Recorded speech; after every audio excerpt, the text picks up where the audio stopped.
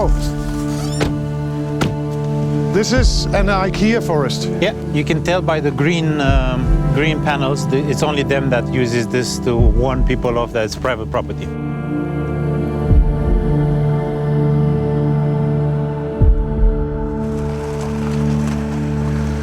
Oh, a car coming. Bună seara! Hello. Noi facem un documentar despre pădurile IKEA. Și am aflat că o cumpărați. Buletinul, legitimație, vă rog frumos. Domnul, dumneavoastră, de ce filmați aici? Puneți camera în mașină. Deci, puneți camera în mașină, vă rog frumos. Uitați. Deci, un buletin, vă rog frumos. Uitați. Și dumneavoastră. I'm a journalist from Denmark. Documentarul e despre IKEA. Da. Dumneavoastră aici ați călcat un teritoriu privat. He said it's private land and we're not supposed to film.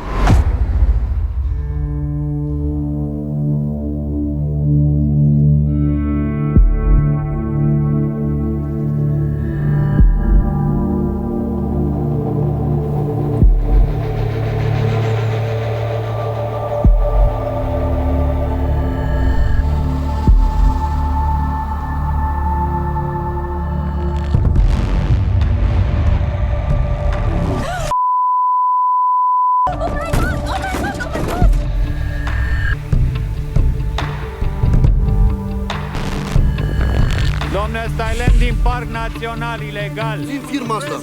This entire forest is owned by IKEA. Yes, but soon all this area is going to be clear-cutted. Is that because we've been here?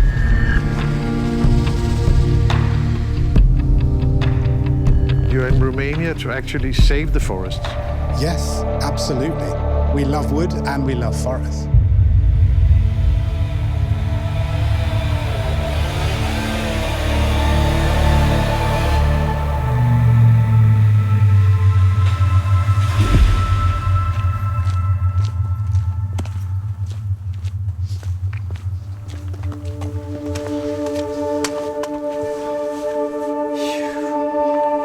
That was hot. Yeah.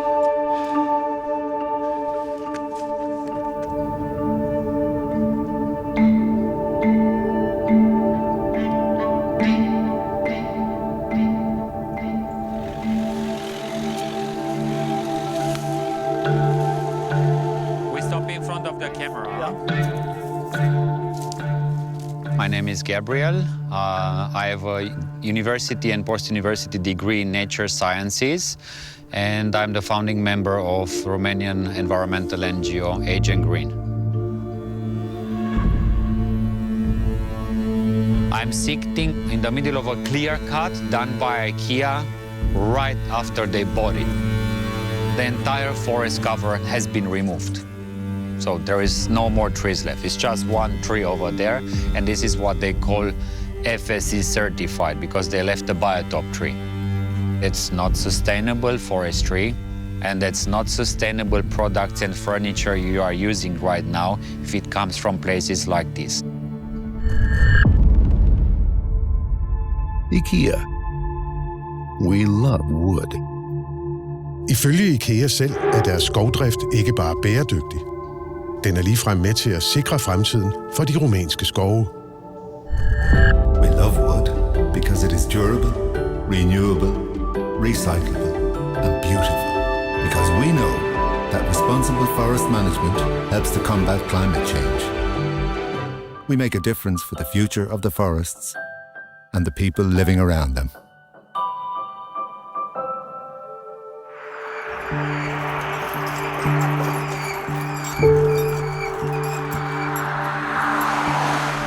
IKEA siger, de gør en positiv forskel for de rumænske skoves fremtid.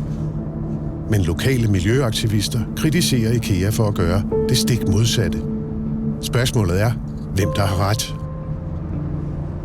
Jeg vil besøge en række af IKEAs skove sammen med både aktivister og IKEA. Og så vil jeg få uafhængige eksperter til at vurdere, om der er tale om bæredygtighed eller greenwashing.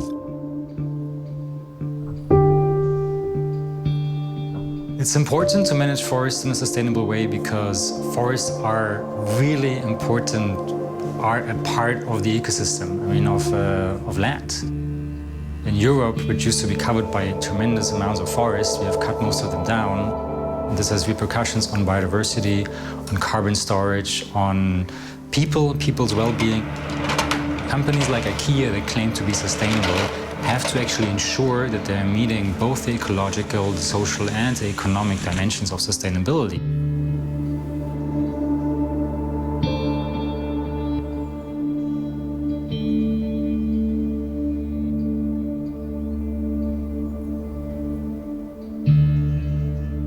I Karpaterbjergene ligger en hytte, der fungerer som et fremskudt forskningscenter. Herfra tager forskere ud for blandt andet at undersøge den helt særlige biodiversitet i området.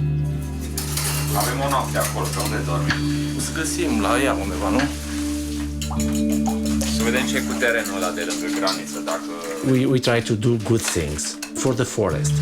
I will say that Carpathians is one of the most beautiful mountains in the world. We have a very good balance in altitude and with forest. Very mild environment, it's not that harsh. Landforms, waters, lakes, waterfalls, vegetation, fauna that was formed during the centuries. So why we need to destroy that very quickly now? This is why I set up a big group in Romania for all of the researchers who work in life science and earth science, to try to collaborate together and to improve the things in Romania in order to protection and conservation of the environment, especially because we are facing a lot of problems.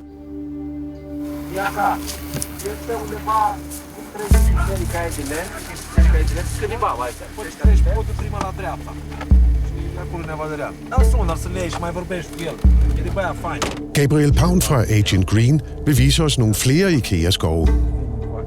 The forest of IKEA starts from here, I think. So.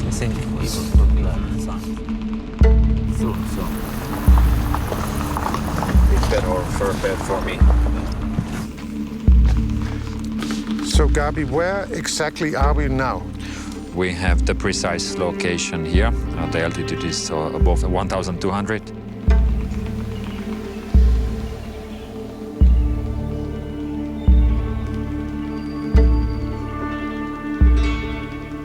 Her i Tibau ligger der skovrydninger højt op ad bjerget. We are just here at the bottom of the valley, and above us is this unbelievable clear cuts. Look at this. Unbelievable. One clear cut, one clear cut, one clear cut. And the roads are like highways. What I see here is just, they want to take benefit from the forest. They saw this part of the terrain here like an economical target. It doesn't nothing to do with, cultural, environmental, and with protection and conservation. What we are seeing here is clear cut. It's complete removal of the entire forest habitat. And it's like permanent damage and destabilizing the slope and destabilizing the forest.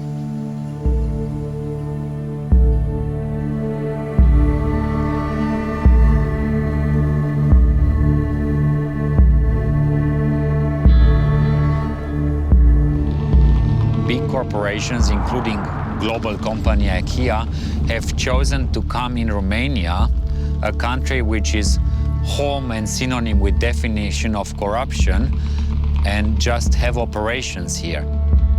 There is a blind or turning guy in all the chain and at all levels in Romania that you can get away with it. There are trucks standing ready to load tomorrow. Yeah. Yeah, this is forest country. Yeah. I Rumænien samarbejder IKEA med den lokale skovindustri. Og det er de rumænske myndigheder, som skal holde øje med, om arbejdet i skovene overholder reglerne.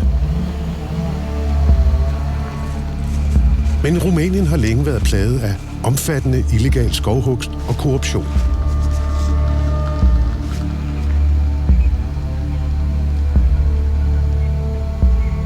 Det rumænske miljøministerium anslår, at halvdelen af alt det træ, der fældes i landet, fældes illegalt. Can you get the number? Yes, MM. Og Rumæniens præsident har udråbt problemet til et nationalt sikkerhedsspørgsmål. I am I'm checking it in the app now. Yeah. På grund af den omfattende illegale skovdrift har myndighederne indført et system, hvor alle transporter med træ skal registreres. Right, it says it has transport permit issued at 1610, but the picture he put inside this, you can't see the full load of the tree. If you look at it, it's only half of the photo. The actual load is double than what's showing in the photos. He's saying that it's carrying 11.9 cubic meters. I think that's probably 15 to 20 cubic meters there. Yeah. Den illegale del af tømmerindustrien forsvarer hårdnakket sin indbringende forretning.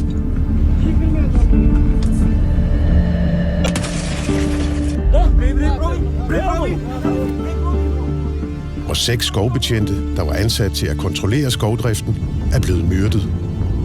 Endnu er ingen dømt for mordene.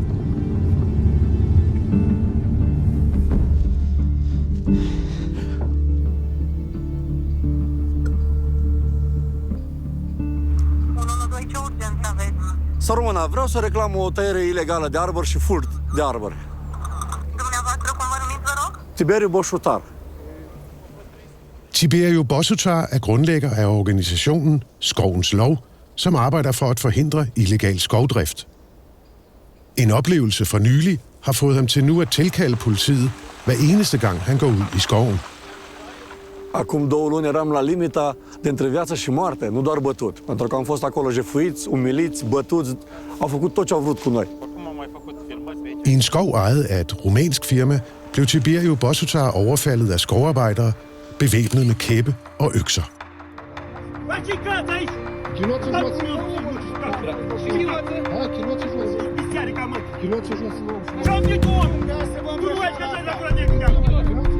Efter overfaldet blev han tvunget til at tage sit tøj af, mens skovarbejderne filmede ham.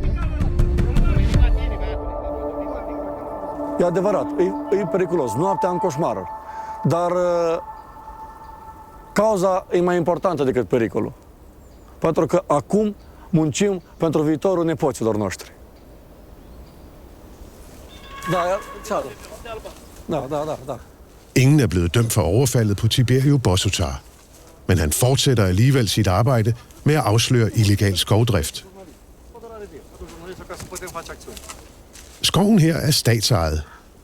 Et lokalt tømmerfirma er i gang med at udføre arbejde, hvor de kun bør fælde de træer, som myndighederne på forhånd har udpeget. În România, în fiecare an, undeva pe la începutul lunii martie, se schimbă culoarea mărcii. Marcajul, da. Anul ăsta se folosește culoarea albastră. Aha. Deci noi avem un arbore care trebuia tăiat, la cum arată, și marcat. Deci ăsta e legal, da? Da, ăsta This is a legally one that was cut. It has a blue marking on it, showing that it was marked this year. Yeah? Yeah. We're going to see all of them have markings. That's how it's supposed to look like, the marking here. That's a marking. Yeah. Look, he found one already. He found one there. Da. So there's no blueprint on that one? No. This logging permit is for accidental sick trees or fallen down trees. This is a healthy tree that shouldn't have been cut. That's not sick. You can see that. Yeah. And that one is illegal as well. The marking is missing. It's like Tiberiu says, 50-50. 50-50. So 50% legal, 50% illegal. Who's this guy? That's the forester. The forester? That's the forester. Politiet har tilkaldt den lokale skovbetjent. Det er ham, som fører tilsyn med skoven, og ham, der kan vurdere sagen. Vă putem întreba că documentarul lor e și despre oamenii care au fost amenințați în păduri și cum vă simțiți dumneavoastră, dacă vă simțiți în siguranță ca pădurar cu toată nebunia asta care este în ultima vreme? Siguranța e relativă. Dar e un job în care vă simțiți în siguranță? Păi nu ești în siguranță, pentru că n-ai cum să fii în siguranță. Are you afraid sometimes? Vă e frică uneori când mergeți în pădure? Sigur că ți-e frică, logic, e ceva... Păi am cazuri când vin noapte, de exemplu, la ora 12 noaptea, eu sunt chemat să mă prezint sau aud niște chestii.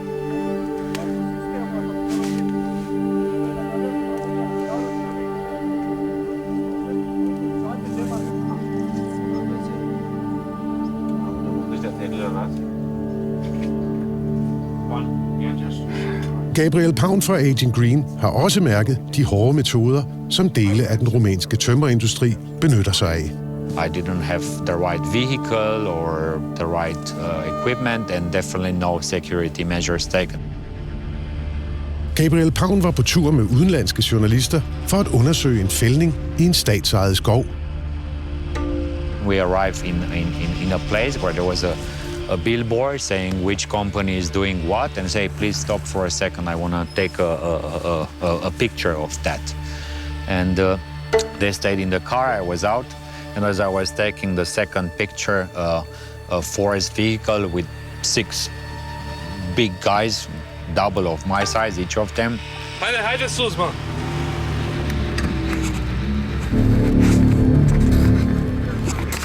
There was no conversation. They were coming very aggressive. I make a few steps back, trying to keep the distance to start a conversation.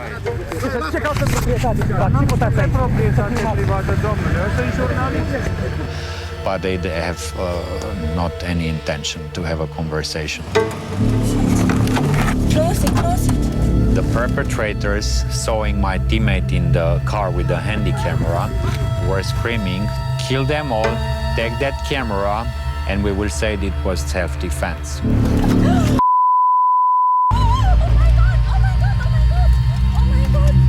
When I heard that, I was happy they left. I'm coming.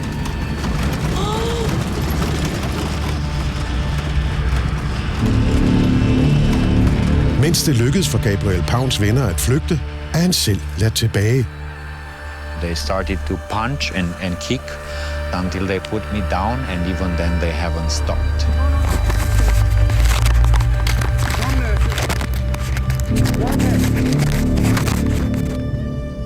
I was trying to cover and protect my face, but they smashed my head behind and broke all the ribs here and here. And as I was not moving anymore and they thought I'm dead, they left me. Bă, da. Și atunci cum a fost posibil să se întâmple un echilibru nefericit? I have spent some years in psychotherapy to overcome that because I started to have nightmares. It was the advice of the psychotherapist, just give up your plans to live in such a place in Romania and just live elsewhere. And I've done that. I'm living now in a secret place where nobody knows and nobody comes. Far away from my home country because it's simply too dangerous for me to be here. I have to come clandestine all the time and make my visit very short.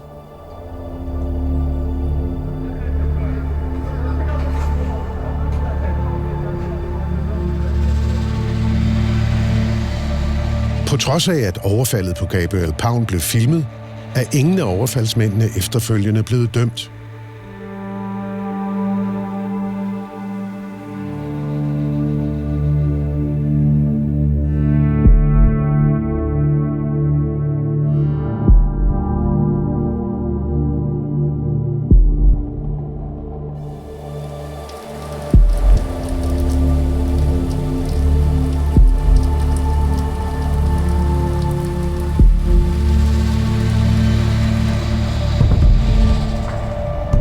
Behind us? Yeah. I de skove IKEA ejer, er de afhængige af lokale firmaer, der står for at fælde og transportere træerne. Men hvordan lever IKEA op til deres eget ansvar? Og til løftet om bæredygtig skovdrift?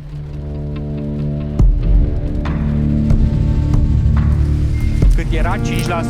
E bună, inclusiv nu aici, Gabriel Paun har taget os med til en skov, IKEA ejer, og som lokale tømmerfirmaer er i gang med at fælde for dem.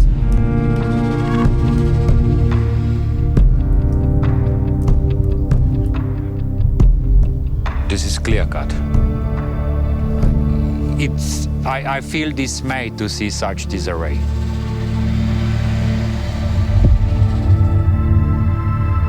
Indtil videre er der lavet 4 rydninger, hvor samtlige træer er fjernet. Og ifølge IKEAs planer skal hele skoven fældes. Everything will be gone. This wonderful, extremely mixed forest with various species, including giant cherry trees and oak trees, will be put down in a blink of an eye. Everything nature created in centuries will be put down.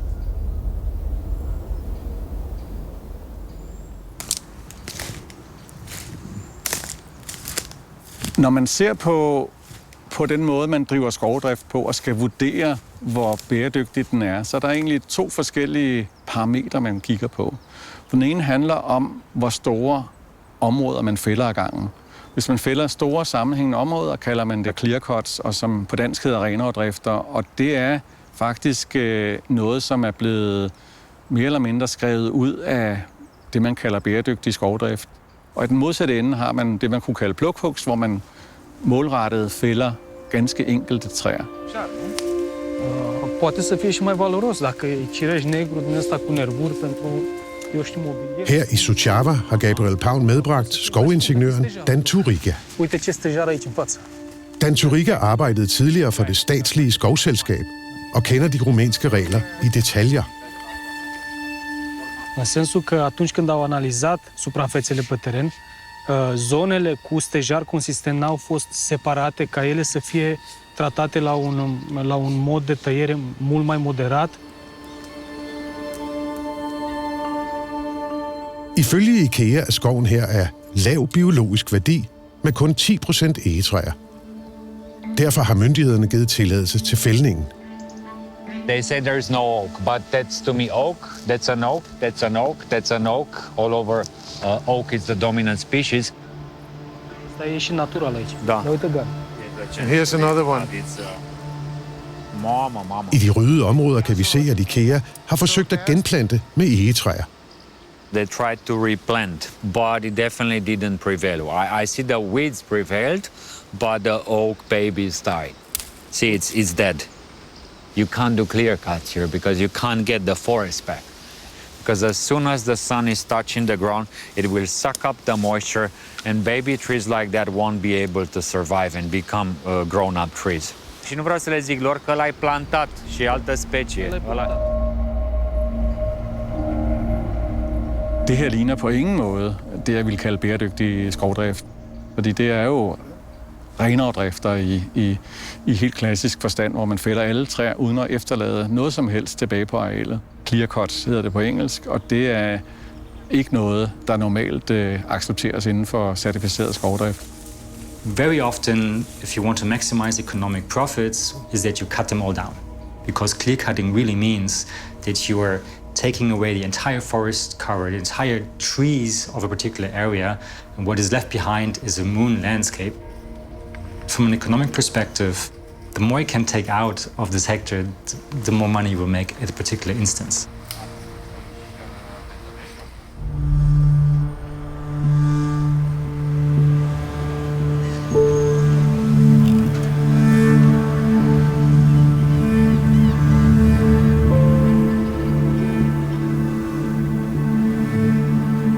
Jeg vil meget gerne have IKEA i tale for at høre, hvordan de selv ser på deres skovdrift i Rumænien. Allerhelst vil jeg have dem til at tage med til de samme skovområder, som miljøaktivisterne har vist frem. Så jeg kontakter IKEA og sender dem vores optagelser fra Rumænien.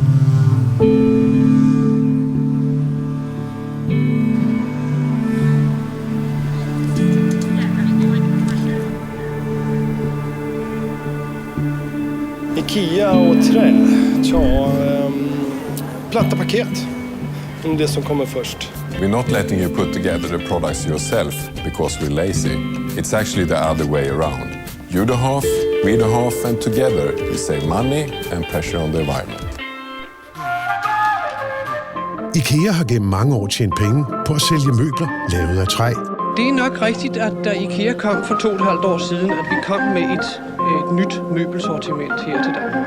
Vi kom for eksempel meget stærkt med lakerede møbler, naturtræsmøbler, som man ikke rigtig havde set i danske butikker tidligere. IKEAs koncept med billige møbler, som kunderne samler selv, blev en stor succes. Det er meningen, at kunderne selv skal tage de købte varer med hjem, også selvom de fylder meget. Gennem årene er møbelkoncernen vokset til en gigant på verdensplan. Med en omsætning på mere end 330 milliarder kroner og et enormt forbrug af træ.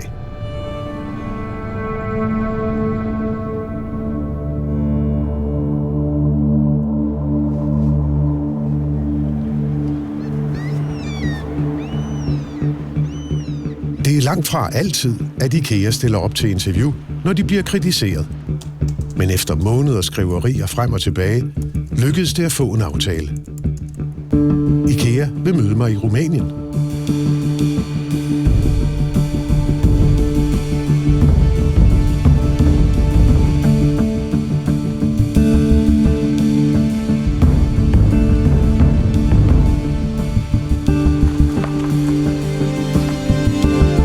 På vej tilbage til IKEAs skovområde ved Suceava. Der er gået et halvt år, siden jeg var der med miljøaktivisterne. Nu skal jeg besøge stedet igen sammen med IKEA, som har valgt at møde op med 7 ansatte. Der er dog kun en af dem, som må udtale sig på koncernens vegne.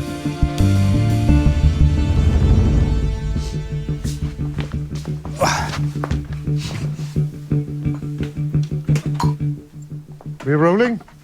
Yeah. Good. Can you manage forests in a way that is good for people, good for planet, and good for the economy? And in IKEA, we absolutely believe that 100%. Yeah. Yeah. You brought along some local managers, but we were not allowed to use any of their answers because of security issues, you called it. Can you explain what are these security issues? I don't think it's about danger necessarily. It's more that we didn't want them on camera, and there are various issues with that, including security issues, where we felt it was safer that I would be the spokesperson. But let's follow them. They know the way. Det viser sig, at IKEA har haft travlt. Siden vi besøgte området for et halvt år siden og kontaktede IKEA, har de været tilbage, og nu er området genplantet endnu en gang. Denne gang med egetræer i plastikrør. As I understand it, healthy mixed forest is not supposed to be clear-cutted. No. From my understanding, guys, is that this is a substitute cut, not a clear cut. Exactly. So for the long-term health of the forest, we're replacing what is more of an invasive species with oak, which is much better for the soil, it's much better for the long-term health of the forest. IKEA benægter, at der er tale om såkaldte clear cuts. I stedet bruger de et nyt ord, som jeg aldrig har hørt om før i forbindelse med skovdrift. As I see, is that what we're doing here is substitute cutting. Exactly. They call it substitute cutting. Have you heard of that term before? Honestly, I have never heard of substitute cutting before as a way of managing forests now. Ja, det er ikke et ord, jeg har kunne finde nogen steder. Så jeg vil betragte det som en eller anden form for nysprog, man har opfundet til lejligheden, for ligesom at tale sig udenom, at man faktisk har lavet en skovdrift, som ikke er bæredygtig. I think there is a stigma to clear cutting. So if IKEA doesn't call it clear cutting, I think they're trying to avoid the negative connotation that clear cutting has. For us, this is a substitute cut where we're replacing alien species with more of a solid oak for the long-term health of the forest. Udover de mange egetræer, de fælder i skoven her, siger IKEA altså, at de fjerner fremmede og invasive arter for at erstatte dem med eg. Men ifølge artslisten er de andre træsorter i skoven alle sammen naturligt hjemmehørende i Rumænien. I think in that particular case it's very obvious almost. They want to maximize the number of oak trees that they can grow in plantations on this particular area and do not want to have competition from other trees that they don't consider as economically important or valuable. Det er i hvert fald ikke godt for biodiversiteten, fordi at man mindsker, træartsdiversiteten og får det, man kalder en monokultur, altså en kommende skov, der kun består af en enkelt træart. So let's find an oak tree. Gabriel Pavn mener, at det primært handler om indtjening, når han ser, hvordan IKEA forvalter deres skove. Oak is the most expensive wood on the market. This is at least 1,000 euro for every single cubic meter. So only this tree standing here, it's a couple of thousands of euros. And they should also leave some biotope trees. And I don't see a single biotope tree from the start of the clear cut until the end of it. No. There is not a single tree standing. There should be a certain amount of them, and there is none. Habitattræer er en af hjørnestenene i certificeret skovdrift. Det handler simpelthen om, at man udpeger et vist antal træer, som man ikke fælder, men som får lov til at udvikle sig som levesteder i mange hundrede år i princippet, og får lov til at blive nedbrudt naturligt i skoven som dødt ved, når de engang dør af ælde.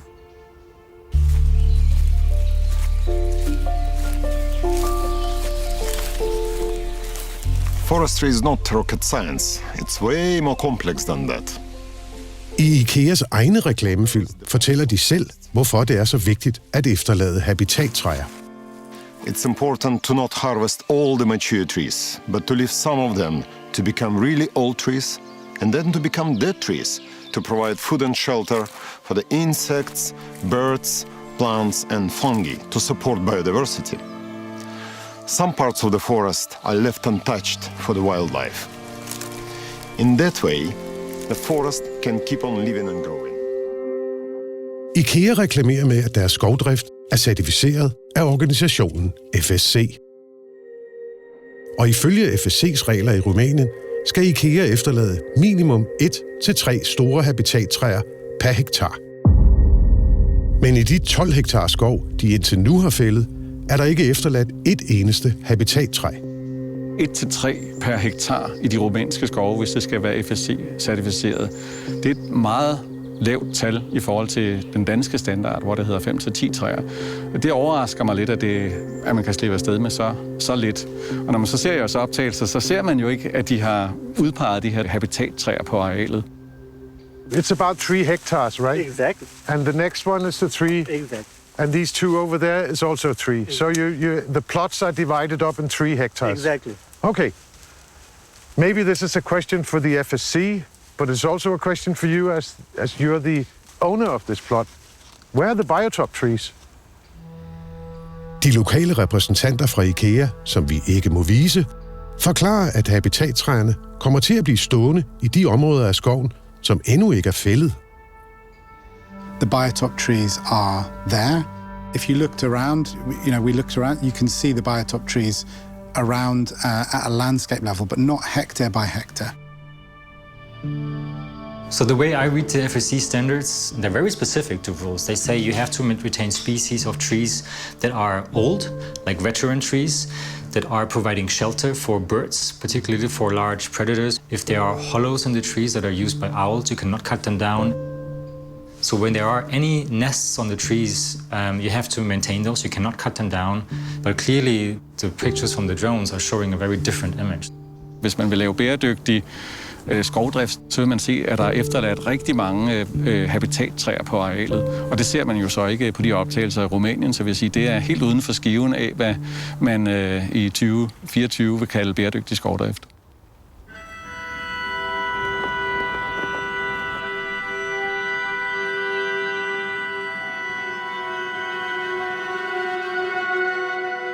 Becoming forest positive means ensuring the future of trees and the future of forest communities.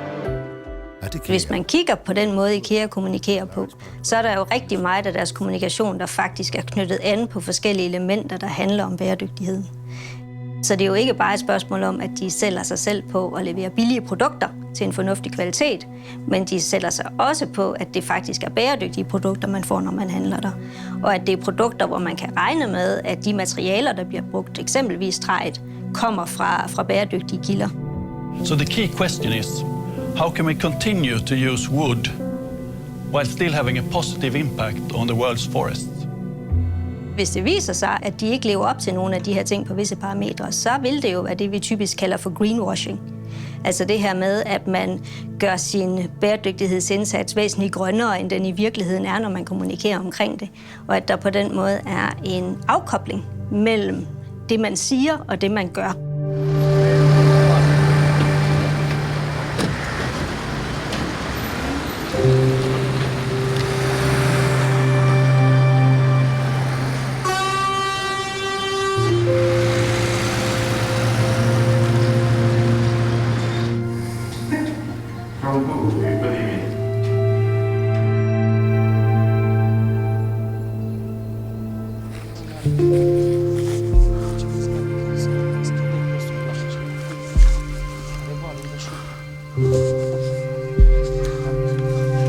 Vi er vej til endnu en skov, som IKEA ejer.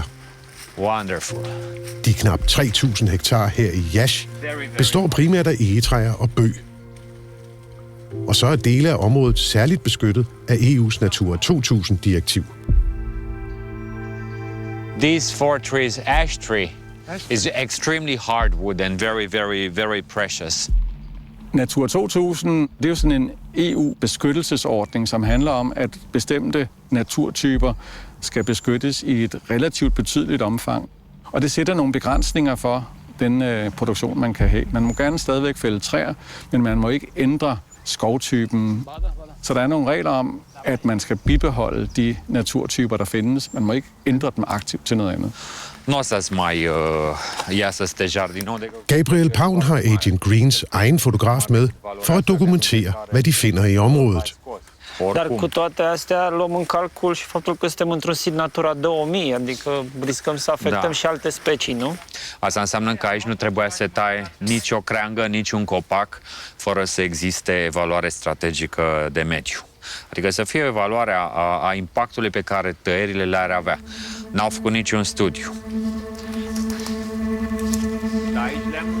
IKEA har fået tilladelse til det, der hedder progressiv fældning. En på papiret mere skånsom form for skovdrift, hvor skoven fældes gradvist over en periode på 30 år. In the paper is progressive logging, but when the entire forest cover has been removed, in reality this is clear cut.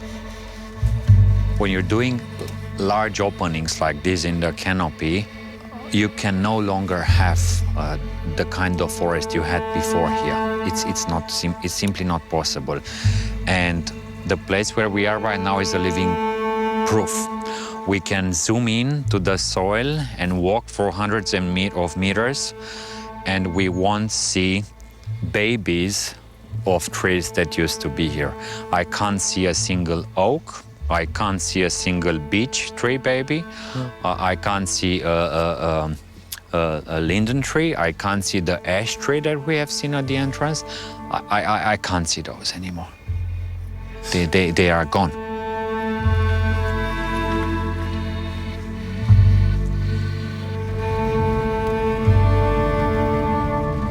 Right.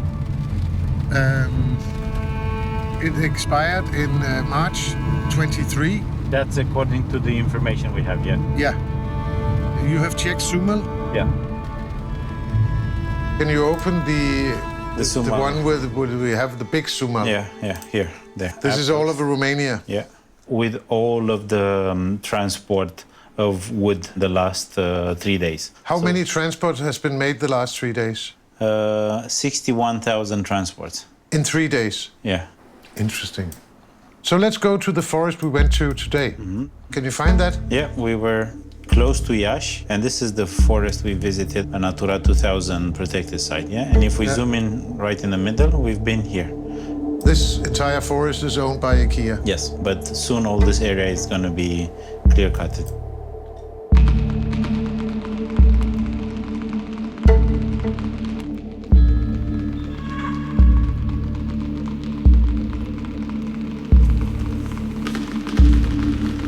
Der er gået et halvt år, og vi er tilbage i Jasch. Denne gang med repræsentanterne fra IKEA. Og igen viser det sig, at IKEA har været tilbage og genbesøgt området, som nu er plantet til med egetræer i plastrør. And that was last week? Exactly. Okay. En genplantning, som de kun lige er nået at blive færdig med en uge før vi kom. Det er ikke første gang IKEA reagerer på denne måde. Agent Green har tidligere udgivet en rapport, hvor de kritiserede IKEAs skovdrift i andre områder af Rumænien. Agent Green, a Romanian environmental group, has published a report detailing what it claims are destructive logging practices. Da rapporten fik medieomtale, afviste IKEA al kritik. Men de genbesøgte også de kritiserede områder. And a reaction that IKEA had was to go there and do a facelift of the area, which means they have spent an enormous amount of money to correct nature. IKEA blandt andet gjorde, var at tage tilbage og plante egetræer i plastrør.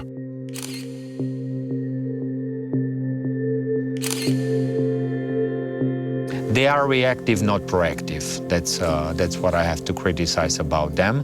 And they're not having a real conversation. They just do it their way. Could it be that I wrote to you on 16th of December, talking to you about all the things we found, and suddenly we're here 3 months later, and look, is that because we've been here? I think there is a natural flow and a natural process, and you came at one point. Now we're coming at another point. You see the process where it is now. You saw it where it was then.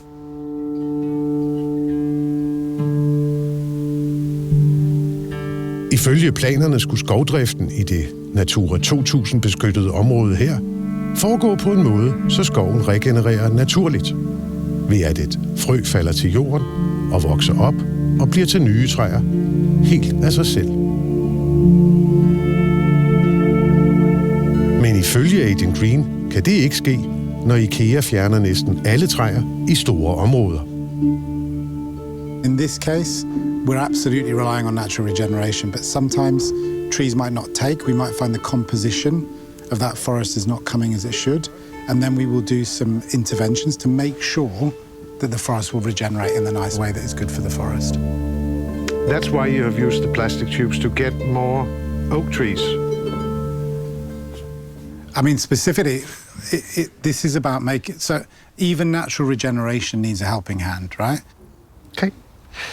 Yeah, it looks like But it. can I ask you, we know with this plastic everywhere, is the first forest I'm seeing a forest of plastic. Jeg har min lokale fikser med på turen for at filme. Han har studeret miljøvidenskab og ved meget om rumænsk skovdrift. Og på et tidspunkt kan han ikke lade være med at blande sig i samtalen. To me, it's a failure of management, because for progressive logging, your regeneration should be natural. You retreat back, you remove some of the trees, you encourage the oak to make seedlings, and you let the oak expand naturally. Here you have oaks in tubes. In Yash, you do progressive logging, and you've been forced to plant oak seedlings in plastic tube. That is not how it's supposed to be, is it? I can't comment on the detail there. You know, we visited a lot of locations. We've been fully transparent with you on how we work with the forest and our intentions. We've also had all of the accusations independently verified, not just by the Romanian Forest Guard. We also have FSC auditors visiting our sites. So I'm really confident how we're managing those forests.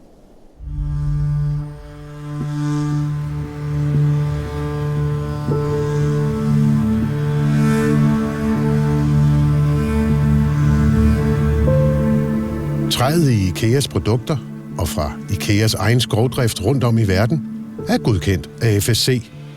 Ifølge IKEA er det en af garantierne for, at alt er bæredygtigt. So FSC is a certifier. We think they're one of the best systems around to make sure that we're running forests responsibly. I think that people should know that FSC certification doesn't mean too much anywhere in the world. But in Romania, it's even worse. It's equal with nothing. FSC standard in Romania allows clear cuts like this, and even logging in virgin primary and old-growth forest and inside national parks. And because FSC standard allows it, IKEA accepts it. Ian? Hej Samantha, hej. Det er ikke kun Gabriel Pavn fra Agent Green, som kritiserer FSC-ordningen. The systems and procedures that FSC has, and which IKEA relies on to a large extent, are flawed, fundamentally flawed, and that's something that needs to be addressed urgently.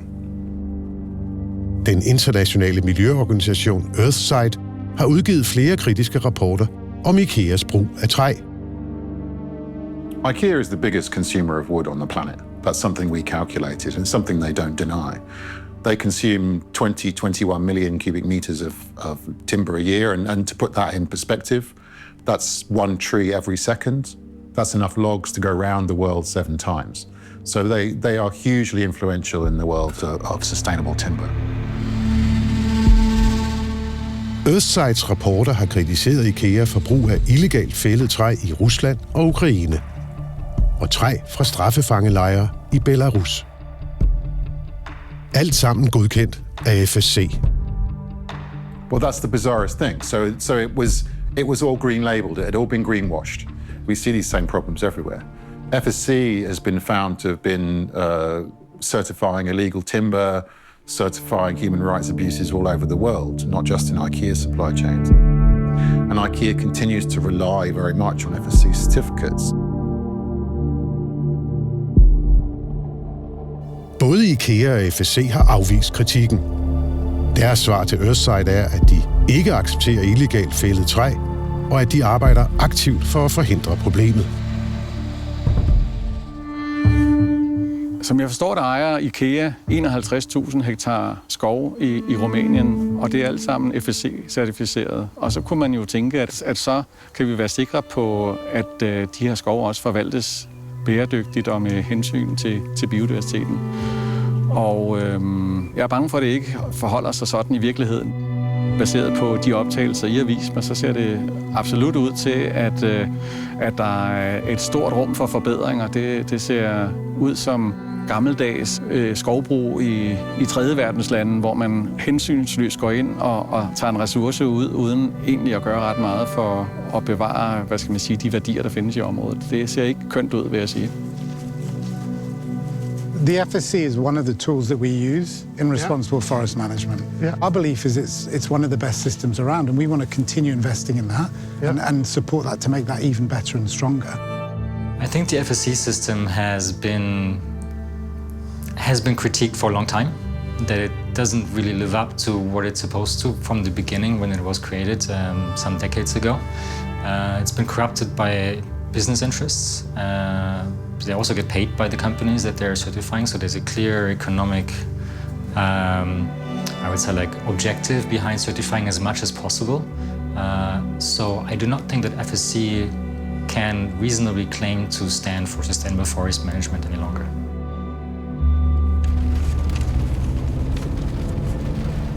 Jeg har forsøgt at få FSC til at svare på kritikken i et interview, men det har de afvist. We're getting close.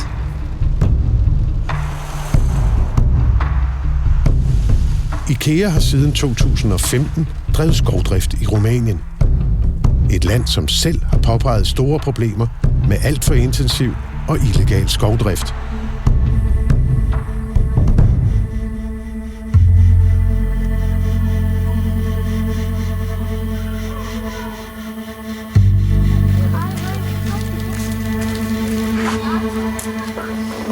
Det, som virksomheder så gør, internationale virksomheder, når de opererer i lande med høj grad af korruption, så forventer man jo, at de bygger et stærkt, kan man sige, antikorruptionsprogram op indefra i forhold til ligesom at bekæmpe den her risiko. Hvem er det, vi arbejder sammen med det her givende land? Er vi sikre på, at de har de rigtige forudsætninger for at arbejde på den måde, vi gerne vil arbejde på? Så kan det godt være, at der stadig sker fejl, men hvad har de gjort ved det?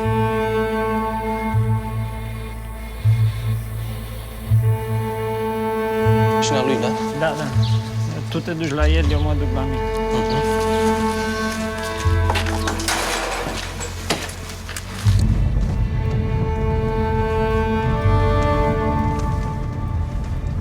Be careful that they don't see the camera, yeah? Actually, you have black windows in the back, that's okay.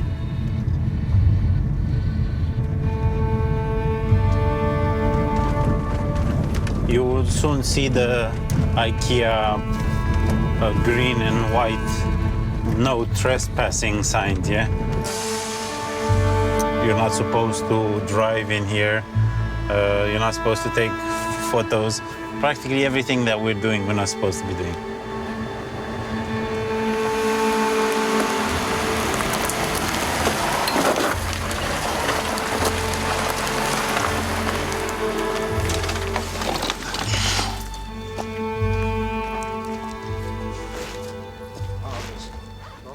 IKEA ejer skoven her, men har solgt tømmeret til et lokalt firma, som selv har stået for at fælde træerne i området. This is leftovers from the forestry. Is this legal? No, nu este legal. They should have protected this river by all means, you know. They shouldn't have let it become like this. Yeah. Good. Yeah. So obviously this is just going to cause erosion. They haven't done their job here. IKEA aici deține controlul total, au propriul lor ocol care administrează zona, iar ei încheie direct contracte cu firme prestatoare. Despre felul în care se desfășoară activitatea forestieră, ei sunt direct responsabili. Ei ar avea posibilitatea să sancționeze acea firmă. IKEA har ikke sanktioneret tømmerfirmaet, men det har myndighederne, som i forbindelse med fældningen har udstedt 3 bøder. This is almost 3 meters high. Da. For at anlægge ulovlige skovningsveje, for at fjerne mere tømmer fra skoven end angivet, og for at beskadige stående træer.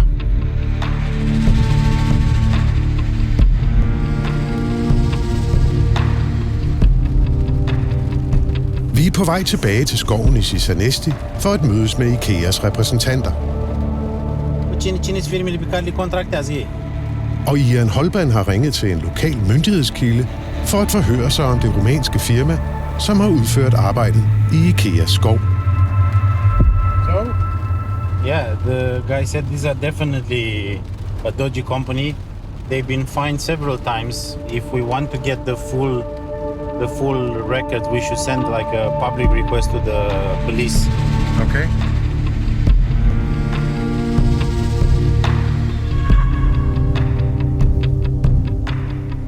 The forest guard issued various fines for the logging company. Yeah, so for me, that's a flag that the system is actually working. But this was the fines were given out due to an NGO, Agent Green, who filed the complaint and made the forest guard do his work. But that resulted in 3 fines so far. Doesn't that affect you at all? I don't know this company myself, but the overall process at Inca is that we're very strict with who we work with. So I think we wouldn't tolerate that kind of behaviour within Inca operations. But so far you have done. They are still here. Is it all possible that some of these subcontractors have been influenced by the way things have been run in the forest industry in Romania over the years? So we're very careful about who we work with. We have very strict processes around subcontractors and also around people companies who come on to who we sell the wood to. Jeg har længe forsøgt at få svar på, om IKEA nogensinde selv har opdaget brud på reglerne eller korruption, som de har indberettet. Have you ever reported any kind of corruptive behavior? It's an unanswered question that we have asked again and again. I was super clear with you last time, and I'll be super clear again. Yeah. We have a zero tolerance approach for any corruption in our operations. Have you reported that? Now I'm asking again. So in any location, whether it's Romania, whether it's somewhere else in Europe or around the world, we will respond to that. But that's still not answering my question. Det svarer lige præcis på dit spørgsmål. Nej. Jo, du har fået svaret på dit spørgsmål. So you have not reported anything? So I'd rather not get into individual cases now, but I'm telling you that our approach is a zero tolerance approach to any form of corruption. If we find it, we will report it and we will take action.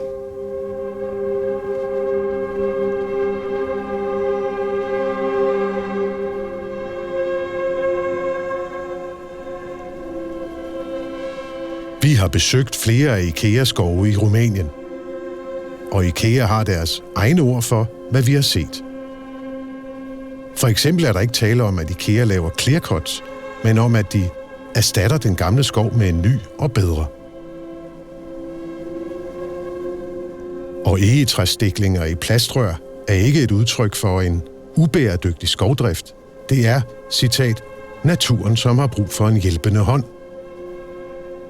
Udfordringen med at drive kommerciel skovdrift og samtidig tage højde for biodiversiteten, den er betydelig, men man kan komme et stykke af vejen ved at tage de nødvendige hensyn, og det ser man ikke på de optagelser, I har vist mig fra Rumænien.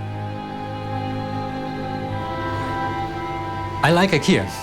I've been going to IKEA lots, but I really question the fundamental business model. The time is up for fast furniture, I would say so.